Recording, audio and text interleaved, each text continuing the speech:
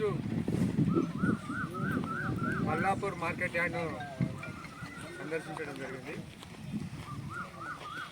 మక్కలు ఏదైతే కొనుగోలు చేయడం జరిగింది ఏసంగిలో దాదాపు 45,000 క్వింటళ్ళు మల్లాపూర్ మార్కెట్లో జోకడం జరిగింది. అదేవిధంగా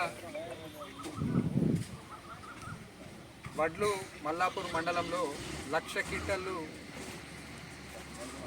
జోకడం జరిగింది. దానికి ఇమీడియట్లీ డబ్బులు పడడం జరిగింది. ట్రక్ షీట్ ఇమీడియట్లీ కాగానే ఇమీడియట్లీ 1 డే 24 అవర్స్ లోపల డబ్బులు పడడం జరిగింది.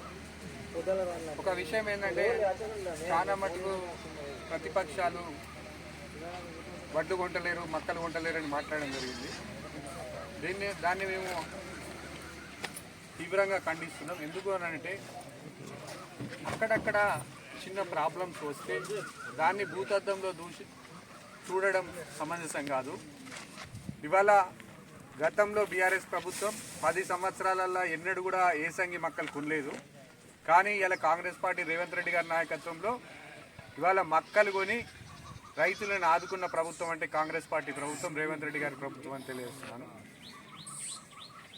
రైతులు కూడా గమనించాల్సిన అవసరం ఉన్నది. ఎందుకంటే ఇంత పంట రావడం జరిగింది. వడ్లు కావచ్చు, ఓవైపు మక్కలు కావచ్చు, ఎన్నడూ కూడా ఇంతగానం ఏకకాలంలో కొని పంపడం అనేది చరిత్రలో నిలిచిపోతుంది. కాబట్టి రైతుల పక్షాన మా ముఖ్యమంత్రి రేవంత్ రెడ్డి గారికి, వ్యవసాయ శాఖ మంత్రి గారికి, మా కొరుట్ల నియోజకవర్గ రైతుల పక్షాన వాళ్ళకి కృతజ్ఞతలు చెప్తున్నాను.